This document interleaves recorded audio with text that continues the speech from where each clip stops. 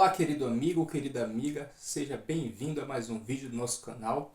Hoje o tema é relação com o tempo. É sobre isso que vamos falar hoje. E para tal, eu vou utilizar aqui como referência um filme que eu assisti há algum tempo atrás, por nome de The Testament. Esse é o título original deste filme. No Brasil ele chega com o nome de O Substituto. Então, este filme é estrelado pelo Andrei Brody, mais ou menos assim que se pronuncia, Andrei Brody, né? Ele também fez o filme O Pianista, muito falado aqui no Brasil, muito assistido. Então esse é o autor do filme The Testament, que aqui no Brasil recebe o título de O Substituto. Do que trata o filme? Em suma, o filme trata de um professor que ele trabalha apenas como substituto, como o nome já propõe. Ele não tem vínculo nenhum com a instituição na qual ele está ali lecionando. E ele chega em uma determinada escola para assumir uma turma de alunos que são renegados ali. A escola é marcada por uma classe de alunos que não é bem aceitos em outras escolas, não é bem aceito em outras instituições e são meio que jogados ali. Então, dentro desse contexto, desse cenário, ali a gente vai ver professores em crise emocional, crise de todas as espécies, um verdadeiro deslocamento posicional. Como o próprio nome do filme já propõe, The Testament quer dizer distanciamento, indiferença, desinteresse, apatia. É o sentimento que você tem de não estar pessoalmente envolvido em algo ou de não ter interesse emocional nisso. No sentido positivo da palavra, seria um destacamento de militares que são ali selecionados, separados para uma determinada missão, no sentido positivo. No caso aqui do filme que a gente trata, não. É totalmente uma desconexão da realidade. Então, a gente vai ver ali professores frustrados que não têm vida nem dentro da sala de aula, nem fora. Alunos violentos. E nesse cenário, o personagem do Andrei Brody, por nome de Harry, chega para assumir essa turma. Com tudo isso, quando ele é perguntado por que você trabalha como substituto, você não tem vínculo nenhum com nenhuma classe, com nenhuma instituição, ele responde, não, estou lecionando todos os dias. Só que o Harry ele carrega um fardo emocional muito pesado. Né? Ele está com o pai, não o avô, internado em uma clínica para idosos. Ele é um homem assim, de meia idade depressivo, mora sozinho, não é casado. E ele vive, ele tem esse contraste, o filme com o próprio personagem ali, no qual também não tem uma vida saudável, não tem uma vida feliz. Ele também está nesse detachment, nesse deslocamento de função, por assim dizer. E o Harry ele começa a desenvolver relações com alunos no qual ele vai tentar ajudar de alguma forma. Além disso, ele conhece uma garota, a princípio vamos dizer assim, uma profissional do sexo, uma garota, o filme não diz se é de menor ou se já é de maior, mas enfim, ele meio que adota essa menina, ali ele se envolve com essa menina, não sexualmente, mas ele envolve-se emocionalmente com essa garota, e ele leva para morar na casa dele. Aí ele cuida dela, dá medicação, dá alimentação, ele meio que matricula ela em um determinado curso e aí ele começa a fazer parte da vida emocional daquela menina e vice-versa. O filme mostra ele se relacionando com vários personagens à sua volta, coisa que ele prega contra isso. Ele fala que ele deixa transparecer que ele não gosta muito de envolvimento emocional, de muito envolvimento. É por isso que ele se coloca como um professor substituto. Né? E aí o filme vai se desenrolar uma série de eventos. O filme ele não tem uma linguagem muito saudável em alguns momentos, né? Então, se você não tem um senso crítico bem definido, não oriento você a assistir esse filme. Mas, em contrapartida, você talvez que seja da área da educação ou que queira fortalecer seu conhecimento nesse tema de relações educacionais, enfim, é super indicado. Este filme está disponível no YouTube, você pode procurar lá como O Substituto, que você vai encontrar com Andrei Brody, acho que é assim que se pronuncia. E vamos falar agora da época que a gente está vivendo. A leitura que eu faço é uma época de incoerência. No filme, o professor Harry ele desafia os alunos, ele provoca os alunos de várias maneiras. E ele usa um termo em inglês, tem vários termos que ele vai utilizando, ele vai provocando os alunos, tem um termo que ele utiliza que é o da incoerência. Ele pergunta o que seria uma incoerência, e uma das alunas responde, é ter duas crenças opostas e achar que as duas são verdadeiras. E aí ele vai e enfatiza, é uma verdadeira mentira, é viver uma mentira, é acreditar em uma mentira. Então por que eu estou dizendo que estamos vivendo numa época de incoerência? A partir da década de 1980, a gente entrou no que é chamado de mundo da pós-modernidade. A gente vive em um mundo plural, um mundo de pluralismo, privatização e secularização. Por que um mundo de pluralismo? Porque nada é concreto, nada é objetivo. Tudo neste mundo é subjetivo, dentro dessa leitura é subjetivo, cada um tem uma verdade própria, cada um tem uma justiça própria, cada um tem um pensamento próprio, exclusivo, descolado, distanciado, indiferente desta realidade concreta que de fato existe. Porque é um mundo de privatização, ou seja, o individualismo, as coisas é que passam a ter sentido. No mundo de privatização, os indivíduos se fecham, eles se envolvem em um casulo, e ali as coisas que importam, as relações são poucas, o individualismo impera e as relações são fracas. As relações não têm fundamentos sólidos. As relações não têm vida, não têm sabor, não têm intensidade. Além de um mundo de pluralismo, um mundo de privatização, estamos também em um mundo de secularização. Ou seja, há um rompimento com a tradição, há um rompimento com os valores que outrora eram intocáveis, família, religião. Então são vários valores que se perderam entre aspas, ao longo do tempo, porque vivemos numa época de incoerência. Então, eu vejo que as pessoas estão negando com as suas atitudes aquilo que elas dizem acreditar, aquilo que elas reverberam com seus lábios. Elas dizem que é uma coisa, que acreditam em uma coisa, que tem uma identidade, mas com suas atitudes elas negam. Como assim? Não, eu sou honesto, eu sou verdadeiro. Diante de tal situação eu me comporto dessa forma. Esse é o discurso. Sêneca já dizia que o discurso empolga, mas o exemplo ele arrasta. Eu não me preocupo com o que você diz, eu me preocupo com o que você faz, com as suas atitudes. Então, esta é a época da incoerência. A Bíblia fala de um episódio muito conhecido que é o do bezerro de ouro. O bezerro de ouro, em resumo, é: o povo de Israel é retirado do Egito por Moisés, o libertador, e ali eles viram diversos milagres, passaram por várias experiências e em algum momento eles decidiram voltar para o Egito. Eles ficaram com saudade da vida que eles tinham outrora. E ali eles começam a, uma hora voltar para o Egito, outra hora matar o líder Moisés, enfim. E eles acabam por construir um bezerro de ouro. Ou seja, esse bezerro de ouro aqui é esse deslocamento da realidade. É você querer construir, alguém querer construir uma realidade paralela. Tudo que você criar, você não tem poder de criar, tudo que você criar vai trazer consequências para a sua vida. Tudo que o homem cria traz consequências para a sua vida.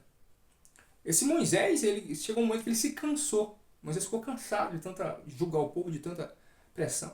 Ele acabou por criar um sinédrio, ou seja, ele criou uma assembleia de homens ali para que pudesse auxiliar. Ele seleciona ali ele cria uma corte com 70 homens maiorais, anciões, para julgar o povo. O tempo passa e a gente vê que quem crucifica, quem condena Jesus, quem entrega Jesus, melhor dizendo, para ser condenado por Roma, é o sinédrio, esse sinédrio que foi instituído por Moisés. Então, sem entrar muito a fundo nisso, o bezerro de ouro que o povo criou trouxe a destruição. Né? A gente pode criar a partir do que já é criado, mas não inventar uma realidade paralela. Então, nessa época de incoerência que a gente está vivendo, essa relação com o tempo que a gente está nutrindo, a gente observa-se que ser diferente meio que está ficando indecente. Se você se comporta de uma forma, vamos dizer assim, ortodoxa, correta, se você tem uma boa alimentação, se você tem alimenta as virtudes em detrimento aos vícios, você é um indecente, você é vamos dizer assim, alguém fora dos padrões, alguém estranho. É? Então, essa é a relação que a gente nutre com o tempo atualmente. Você observa de forma geral que há uma época de incoerência. E como é que a gente soluciona isso? Como é que a gente resolve essa questão? Tendo a relação correta com o tempo. Certa feita, apóstolo Paulo, ele escreve ao seu discípulo Timóteo, alertando a Timóteo dos tempos trabalhosos que ele ia enfrentar. Ele fala que os tempos eram tempos trabalhosos. Tem traduções que falam que os tempos eram violentos. Esses tempos são tempos violentos, tempos perigosos. Homens amantes de si mesmos, iracundos, sem afeto natural, mais amantes dos deleites do que amigos de Deus. Paulo alerta Timóteo para este tempo, né? Esse tempo de incoerência, esse tempo trabalhoso. Então a gente tem que fazer a leitura deste tempo que a gente está vivendo. Esta é a minha leitura. Talvez você esteja fazendo outra leitura do tempo. Eu estou fazendo uma leitura de forma geral e vou trazer a aplicação de como você se comportar dentro deste tempo de incoerência. Essa relação que você vai nutrir com o tempo. Paulo fala para Timóteo, tu porém, Timóteo, você tem um modo de viver diferente. Se apega aos bons costumes, se apega às boas maneiras. Então, quanto mais eu vejo a maldade nas pessoas, mais eu fortaleço as minhas crenças. Como você está se comportando? Como você está reagindo diante das incoerências? Diante daquilo que vai de encontro ao mundo real, a verdade das coisas. A verdade, na única verdade, em um único padrão, em um modelo universal. Se é que você acredita nisso também. Se você não acredita que existe um padrão, que existe algo uno, algo estabelecido de forma concreta, objetiva, talvez você esteja fazendo parte deste distanciamento, dessa indiferença, desse desinteresse. Como é que eu faço para saber se eu estou nesse distanciamento, nesse deslocamento? Infelicidade, depressão, mau humor, nada te preenche, nada te completa. Você tem uma vida no mundo objetivo, outra vida no Facebook, você precisa de mostrar o que tem, criar uma aparência, criar uma imagem que não é verdadeira. Se você tem esse tipo de comportamento, você está vivendo nesse distanciamento, nesse deslocamento da realidade. Você está vivendo neste mundo plural. Mas se você está firme nas suas crenças, nas suas convicções, no mundo objetivo, no mundo que você tem que construir, um mundo de dores, um mundo onde as boas relações, as boas amizades, elas são difíceis de ser conquistadas. Se você está vivendo em um mundo no qual você está tendo dificuldade para se relacionar, você está tendo dificuldade para construir relacionamentos sólidos, você está no caminho certo. Você está vivendo o mundo objetivo, o mundo real. Porque no mundo do distanciamento, da incoerência, as relações às vezes até são, no primeiro momento, harmoniosas. Você se relaciona fácil, as coisas acontecem fácil. Mas quando você decide viver de forma correta, com valores, com princípios, vivendo por propósito e não por necessidade, você vai ter poucos amigos. Essa é a realidade. Se você tem uma fé, se você é uma pessoa de fé, se você é uma pessoa de princípios, se você tem uma religião, se você valoriza a família, você valoriza a honestidade, os bons costumes, você é uma pessoa ética, você vai ter problemas neste mundo, porque estamos vivendo uma época de incoerência. Mas Paulo falou, tu, Timóteo, porém, Timóteo, você permanece nos bons costumes, daquilo que você aprendeu. Você tem um modo de viver correto. Dentro disso também a gente observa que tem uma janela temporal. Há um portal aberto. Não é uma porta, é um portal. O que é um portal? É uma entrada principal, não é atalho. É a entrada principal, na qual você tem um tempo oportuno. Tem vários tipos de tempo. Tem tempo cronológico, tempo histórico, tempo biológico, tempo subjetivo. Cada um tem uma especificidade. Tem também a previsão do tempo. Mas o tempo que eu te convido a conhecer é o tempo oportuno, é uma janela que é aberta. A que eu falo agora é em caráter espiritual. É uma janela de oportunidades que Deus abre para que você divida algo importante com alguém. Esse é meu último conselho de hoje para a tua vida. Você precisa dividir algo importante. Voltando um pouco no filme lá, o cara que estava totalmente depressivo, destruído, em conflito emocional, a parte mais encantadora do filme é essa. Ele consegue salvar a menina, ele consegue ajudar uma jovem. Você precisa dividir algo importante com alguém. Você tem algo importante. Tem algo em você que pode agregar a vida de outros. Tem algo em você que pode ser compartilhado. Se você está pleno, se você está realizado, se você se encontrou consigo mesmo, se você é uma pessoa plena, você tem que dividir algo, esse algo que você tem.